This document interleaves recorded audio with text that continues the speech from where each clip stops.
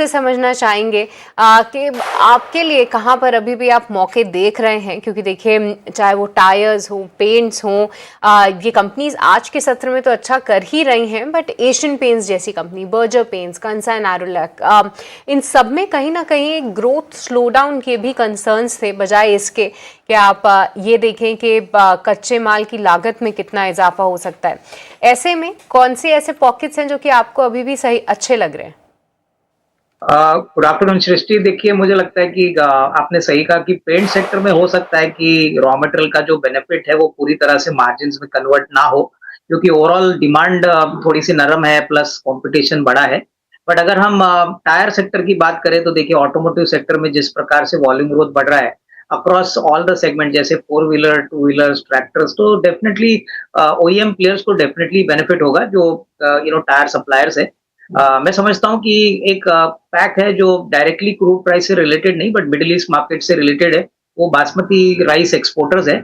इनके स्टॉक्स में भी आपको एक अच्छा उछाल दिख सकता है, क्योंकि होपफुली एक बार ये सोल्यूशन निकल जाता है तो मिडिल ईस्ट में मार्केट सेटल होगा, और मिडिल ईस्ट बासमती एक्सपोर्ट्स के लिए बहुत बड़ा मार्केट है।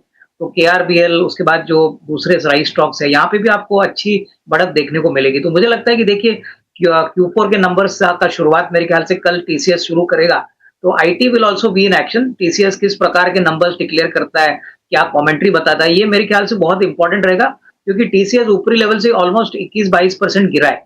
तो I think markets will be waiting for the commentary and the outlook from the management. और आईटी एक अच्छा सेक्टर हो सकता है जो बहुत पिटा हुआ है। अगर होपफुली अच्छे नंबर्स आते हैं, कमेंट्री अगर ठीक ठाक आती है, तो IT can be a surprise winner in this pack. Alright, तो चलिए आईटी यहाँ पर रखनी है नज़र कि यहाँ पर सरप्राइजेस बड़े मिल सकते हैं, और एक बीटन डाउन सेक्टर ज़रूर है। ग्रोथ से अब हटकर यहाँ पर वैल्यू की अपॉर्चुनिटीज़ ढूंढ रहे हैं हमारे एक्सपर्ट्स, और अविनाश जी को भी यही पसंद आ रहा है। पर अविनाश सर, एक राय आपसे पावर ग्रिड के शेयर पर चाहिए। पावर ग्रिड 300 रुपए के आसपास जो जा रहा है, थोड़ा ऊपर निकल रहा है, एक सप्लाई आ जा रही है, सेफ स्टॉक है, लेकिन आज की तेजी में सर चला नहीं है। इनफैक्ट दिन के निचले स्तर के आसपास ही कारोबार कर रहा है, 295 रुपए के आसपास। क्या पावर ग्रिड एक अच्छा विकल्प हो सकता है किसी को अगर पावर स्पेस में बाइंग करनी हो तो? देखिए, मुझे लगता है कि पावर ग्रिड एक ऐसा शेयर है जहां पे रिटर्न्स रेगुलेटेड वाइज कंपनी को एक लिमिटेड रेंज में मिलते हैं। तो यही कारण है कि मार्केट्स में शायद इतना बड़ा उत्साह नहीं है इस कंपनी को लेके।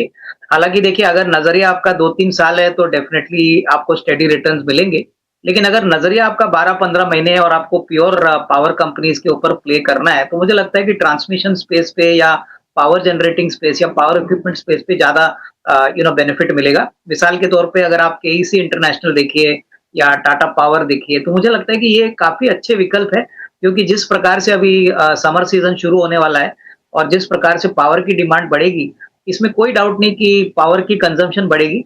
तो मैं कहूंगा कि इवन अगर किसी को प्लेटफॉर्म कंपनी आईएक्स लेनी है तो वो भी आप कंसिडर कर सकते हो, लेकिन पावर ग्रिड एक ऐसे स्पेस में ऑपरेट करता है जहां पे रिटर्न्स रेगुलेटेड है और लिमिटेड रेंज में है, तो उसीलिए शायद प्रॉफिट का ग्रोथ इतना ज्यादा नहीं आएगा। तो मैं कहूंगा कि जिनके पास है वो होल्ड करे, बट फ्रेश खरीदारी ना करे। ठीक है, फ्रेश खरीदारी नहीं करने की सलाह है। फ्रेश खरीदारी अविनाश जी क्या पेटीएम में कर सकते हैं?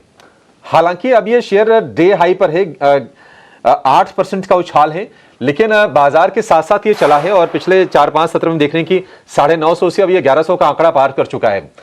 पेटीएम ज्यादा चल गया या फिर मौके हैं अभी?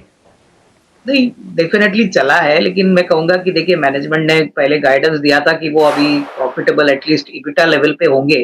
तो मैं कहूंगा कि देखिए, मार्केट इस पॉइंट के ऊपर बहुत क्लोजली वॉच करेगा, क्योंकि अभी काफी रेगुलेटरी इश्यूज खत्म हो चुके हैं, अभी business is back to usual. तो मैं कहूंगा कि फिनटेक स्पेस में डेफिनेटली अगर किसी को नजरिया 1.5-2 साल का रहना है, तो डेफिनेटली एक छोटा टुकड़े में खरीद लीजिए, पूरी क्वांटिटी साथ में मत ले लीजिए, लेकिन डेफिनेटली 1.5-2 साल का नजरिया कोई लगता है तो डेफिनेटली इसमें अच्छी रिस्क रिवॉर्ड बन सकती है। बिल्कुल। तो ये नजरिया पीटीएम के ऊपर।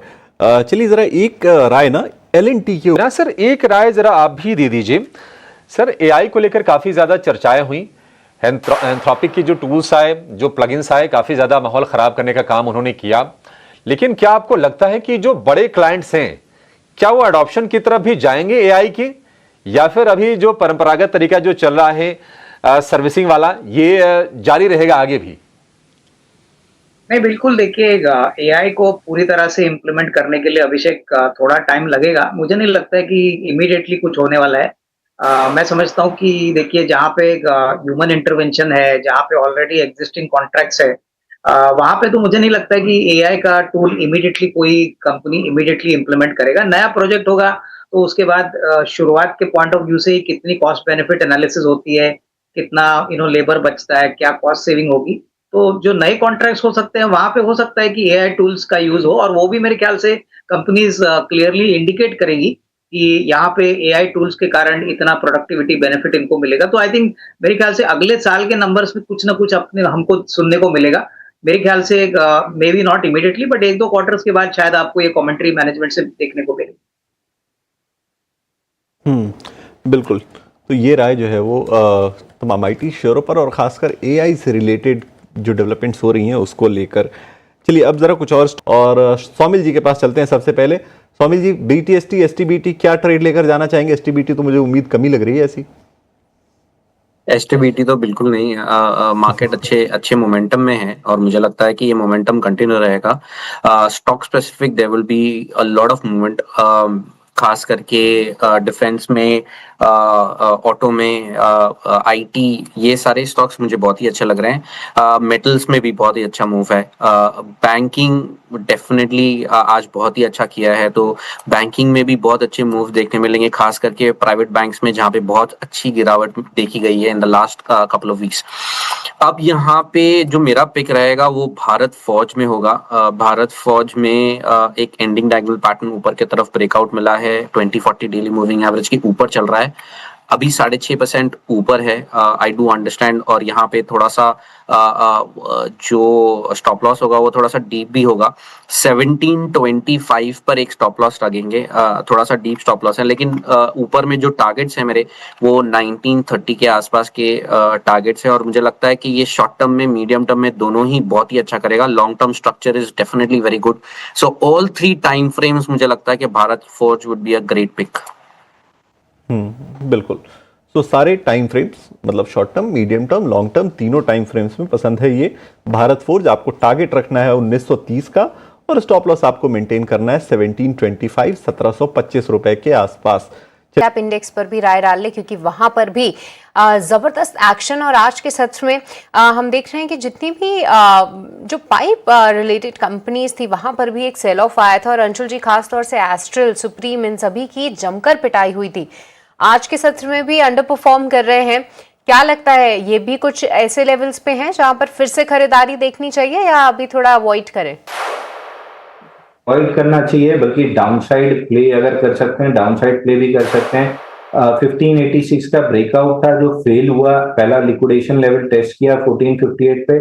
आज के सेशन में पुल बैक में 1586 के रेजिस्टेंस पे खुला है, ब्रेकडाउन कैंडल बन रही है 1520 के नीचे। जैसे इसमें फॉलो थ्रू मूव मिलना स्टार्ट होगा, वापस से 1456 और 1348 ये दो टारगेट खुलेंगे। तो स्ट्रक्चरली फेल्ड ब्रेकआउट है, स्टॉक वीक लग रहा है। 1458 और 1348 ये दो टारगेट डाउन द लाइन 1-1.25 महीने में मिलना चाहिए।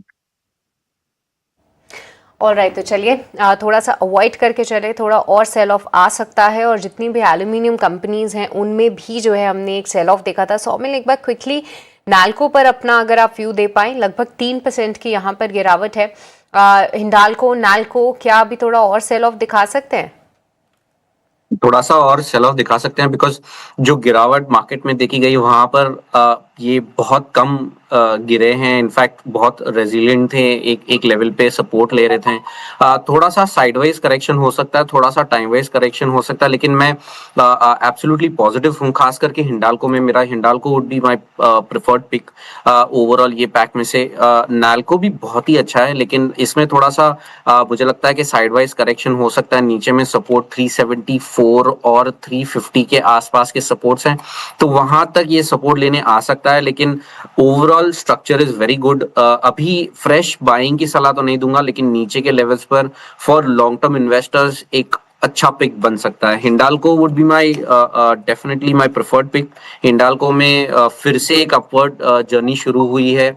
आज थोड़ी सी गिरावट है, लेकिन मुझे लगता है कि 900 एंड 910 के आसपास फिर से हिंडाल्को एक सपोर्ट लेके ऊपर की तरफ रुक करेगा। So wait for a decline, wait for a side wise correction और अ स्मॉल करेक्शन, और फिर वहां पर आप एक पोजिशनल या लॉन्ग टर्म बेट ले सकते हैं।